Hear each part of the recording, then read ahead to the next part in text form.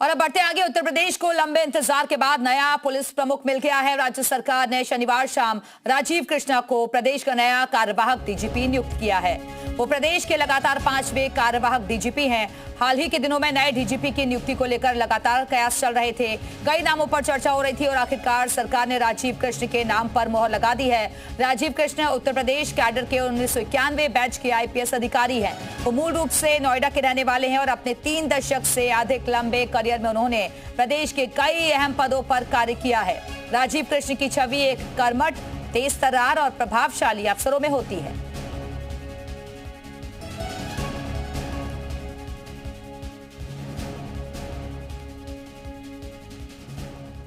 उधर अखिलेश यादव का सरकार पर तंज, कार्यवाहक डीजीपी को लेकर कसा है तंज। दिल्ली लखनऊ की लड़ाई का खामियाजा जनता क्यों झेले, डबल इंजन मिलकर एक अधिकारी नहीं चुन पाए। अखिलेश यादव ने सोशल साइट एक्स पर पोस्ट कर सरकार पर तंज कसा है और कहा है कि डबल इंजन की सरकार मिलकर एक अधिकारी नहीं चुन पाए। और इसी खबर पर और ज्यादा बातचीत के लिए हमारे साथ हमारे सहयोगी तुषार श्रीवास्तव इस वक्त जुड़ गए हैं। तुषार, अखिलेश यादव की तरफ से सरकार पर तंज कसा गया है कार्यवाहक डीजीपी को लेकर। निश्चित तौर पे देखिए, एक बार फिर से 5वां कार्यवाहक डीजीपी उत्तर प्रदेश को मिला है राजीव कृष्ण के रूप में। लेकिन राजीव कृष्ण की खासियत तो आपने बताया, लेकिन आपको बताओ तो जिस तरह से इस पर राजनीति शुरू हुई है, जिस तरह से अखिलेश यादव ने तंज कसा है, देखिए चाहे वो कार्यवाहक रहे चाहे वो डीजीपी परमानेंट रहे, डीजीपी ही होता है। इससे पहले भी प्रशांत कुमार का कार्यकाल सबने देखा है, किस तरह से प्रशांत कुमार डीजीपी थे, किस तरह से उन्होंने डिसीजन लिया, किस तरह से उन्होंने यहाँ पे कानून व्यवस्था को लेकर काम किया।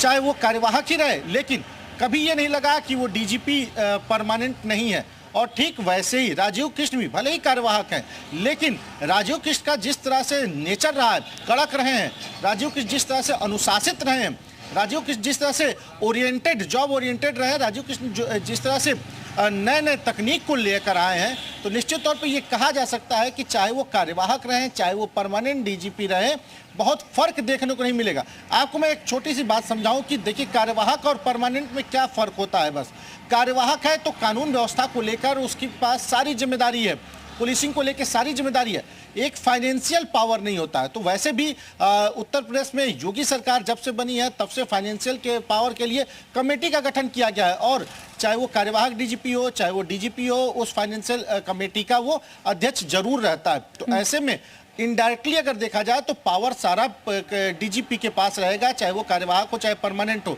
ऐसे में दूसरी तरफ अगर बात करें तो राजीव कृष्ण फरवरी या मार्च में परमानेंट होने की पूरी संभावना है, क्योंकि इससे पहले उनके ऊपर जो 7 लोग सीनियर आईपीएस अफसर हैं वो रिटायर हो जाएंगे। तो ऐसे में 5 लोगों का जो पैनल भेजा जाएगा उसमें राजीव कृष्ण का नाम आएगा, तो राजीव कृष्ण उसमें परमानेंट हो सकते हैं। दूसरी तरफ काफ़ी कड़क छवि के माने जाते हैं, अनुशासित माने जाते हैं। उन्होंने ही यूपी में जो एक ऐप लॉन्च किया था ऑपरेशन पहचान, वो काफ़ी फायदेमंद साबित हुआ था उत्तर प्रदेश के लिए, और उसी में बीट पुलिसिंग, महिला पिंक पुलिसिंग, इसके अलावा एंटी रोमियो स्क्वाड उसी ऑपरेशन पहचान ऐप से जोड़ा गया, जो कि काफ़ी फायदा पहुंचा लॉ एंड ऑर्डर के दृष्टिकोण से देखा जाए, महिलाओं की सुरक्षा के दृष्टिकोण से देखा जाए। इसके अलावा राजीव कृष्ण जो बिल्कुल जो राजीव कृष्ण बनाए गए हैं नए डीजीपी, जिस पर अब राजनीति भी नजर आ रही है। तो तुषार बने रहिएगा, वापस आएंगे आपके पास। और जब राजीव कृष्ण ने कल प्रदेश के नए कार्यवाहक डीजीपी का कार्यभार संभाला, उस वक्त हमारे संवाददाता की एक्सक्लूसिव रिपोर्ट देखिए। और आपको बता दें कि उत्तर प्रदेश के नए डीजीपी के तौर पर अब जो है राजीव कृष्णा जो है ज्वाइन किया है, और आप तस्वीर देख सकते हैं कि लगातार जो है सर प्राथमिकताएं क्या रहेंगी, क्योंकि सब पुलिस बताएंगे आपको, पीसी करेंगे उसमें सब पूरा बताएंगे। सर एक बड़ी चुनौती आपके कर्मचारी भर्ती बोर्ड में कि जो परीक्षा वाला जो पूरा एंगल था उसमें सॉल्वर गैंग्स पर आपने नकेल कसी, तो अब चूंकि उत्तर प्रदेश के डीजीपी तौर पर बड़ी जिम्मेदारियां रहेगी। सर लॉ एंड ऑर्डर को लेकर कुछ कहेंगे? सब पीसी में बताएंगे आपको, सब चीज बताएंगे पीसी में। तो आप देख सकते हैं कि आप तस्वीरें देख सकते हैं कि प्रशांत कुमार जी थे और यहाँ पर मौजूद हैं, और जो है आप देख सकते हैं कि इस वक्त 91 बैच के आईपीएस अधिकारी राजीव कृष्णा जो है वो यहाँ पर डीजीपी मुख्यालय पहुंचे थे, और उन्होंने यहाँ पर जो है फिलहाल जो है चार्ज लिया है। और आप तस्वीरें देखते हैं कि प्रशांत कुमार जो है वो यहाँ पर पहुंचे हुए हैं, और इस वक्त जो है डीजीपी मुख्यालय पर ही आप तस्वीरें देख सकते हैं कि इस वक्त यहाँ पर पहुंचे हैं, और लगातार जो है यहाँ पर आप तस्वीरें देख सकते हैं कि यहाँ पर सीधे तौर पर कह सकते हैं कि ये तस्वीरें जो है ये तस्वीरें यहाँ पर दिखाई पड़ी हैं। आप देख सकते हैं कि राजीव कृष्णा जो है वो यहाँ पर से आप यहाँ से सीधे तौर पर तो कह सकते हैं कि लगातार उनका फायदा मिला। सर एक सवाल, आप तस्वीरें देख सकते हैं कि यहाँ पर इस वक्त डीजीपी के तौर पर जो है राजीव कृष्णा ने जो है जिम्मेदारी दी है और सबसे बड़ी बात है कि तमाम जो इलाके थे जहाँ पर राजीव कृष्णा ने काम किया है तो ऐसे में तो फिलहाल ज्वाइन करके जो है इस वक्त जा रहे हैं। सर एक सवाल आपसे बस लेना चाहेंगे सर लॉ एंड ऑर्डर को लेकर क्या कुछ सर आराम से बैठेंगे, सारे सवालों का जवाब देंगे, उसके बाद भी तो आप तस्वीरें देख सकते हैं कि फिलहाल कहना है कि उत्तर प्रदेश में जो तमाम चीजें हैं उनको लेकर जो है तो अभी फिलहाल यहाँ पर आप देख सकते हैं कि डीजीपी के तौर पर जो है ज्वाइन करके राजीव कृष्णा यहाँ से रवाना हो रहे हैं और अब उत्तर प्रदेश के नए डीजीपी के तौर पर राजीव कृष्णा जो 91 बैच के आईपीएस अधिकारी हैं वो यहाँ से जो है जाते हुए नजर आ रहे हैं। और आप देखिए लगातार हम आपको तस्वीरें दिखा रहे हैं कि लगातार जो है सर आप देख सकते हैं कि फिलहाल यहाँ पर जो है राजीव कृष्णा यहाँ से रवाना हो गए और 91 बैच के आईपीएस अधिकारी हैं और अब नए डीजीपी के तौर पर इनकी ज्वाइनिंग जो है वो हो गई है। प्रशांत कुमार ने चार्ज दे दिया है और अब दोनों ही आईपीएस अधिकारी चूंकि यहाँ से प्रशांत कुमार रिटायर हो गए हैं तो बतौर डीजीपी ज्वाइन करके राजीव कृष्णा यहाँ से रवाना हो गए हैं। और हम आपको तस्वीरें दिखा रहे थे कि इस वक्त पुलिस मुख्यालय में जो है ज्वाइनिंग जो है वो कर दी गई है और चार्ज जो है वो डीजीपी का राजीव कृष्णा ने ले लिया है। और हमारे साथ हमारे सहयोगी तुषार श्रीवास्तव लगातार बने हुए हैं। तुषार, नए डीजीपी के तौर पर राजीव कृष्ण ने चार्ज ले लिया है लेकिन कई अहम पदों पर भी रहे हैं और आने वाले वक्त में भी कई चुनौतियां भी इनके सामने रहने वाली हैं। निश्चित तौर पे देखिए 9 जिलों के कप्तान रहे, फील्ड का अच्छा खासा एक्सपीरियंस इनके पास है। मेरठ के एडीजी रहे, लखनऊ जोन के एडीजी रहे, लखनऊ में भी एसएसपी रहे।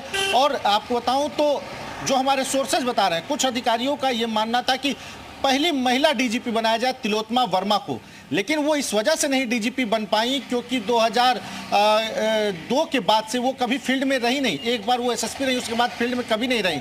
ऐसे में फील्ड में रहने वाले जो अधिकारी होते हैं उनका एक्सपीरियंस ज़्यादा काउंटेबल होता है और वो काफ़ी अच्छे साबित होते हैं। इसीलिए देखिए राजीव कृष्ण अगर यूपी के डीजीपी बने हैं तो निश्चित तौर पे ये बड़ा ही महत्वपूर्ण और निर्णायक कदम होता है डीजीपी का बनाना और काफ़ी फायदेमंद साबित होगा राजीव कृष्ण को लेकर, क्योंकि राजीव कृष्ण लंबा कार्यकाल है। सेंट्रल में भी उनका अच्छा समय वो रहे हैं, वहाँ पे 2012 से 2017 तक वहाँ पे रहे। इसके अलावा यूपी में भी 9 जिलों के कप्तान रहे, कई जगहों पे एडीजी जोन रहे। अच्छा खासा अनुभव है उनके पास, अच्छे खासे इनोवेटिव आइडियाज वो लेकर आते हैं पुलिसिंग के लिए, अनुशासित हैं, कड़क माने जाते हैं। जिस तरह से उनका काम करने का तरीका है उससे जो पुलिस फोर्स होती है वो काफ़ी खुश रहती है। जब वो भर्ती बोर्ड में अभी थे उन्होंने 60,000 पुलिस भर्ती कराई। देखिए निर्बाध रूप से वो 60,000 भर्ती हुई और ऐतिहासिक भर्ती हुई जिसमें किसी भी तरह तो कड़क वो माने जाते हैं, टीम वर्क इनका जाना जाता है और बेहतर मैनेजमेंट के लिए और बेहतर पुलिसिंग के लिए भी लगातार कई अहम पदों पर ही रहे। फिलहाल के लिए बहुत बहुत शुक्रिया आपका तुषार जानकारी के लिए।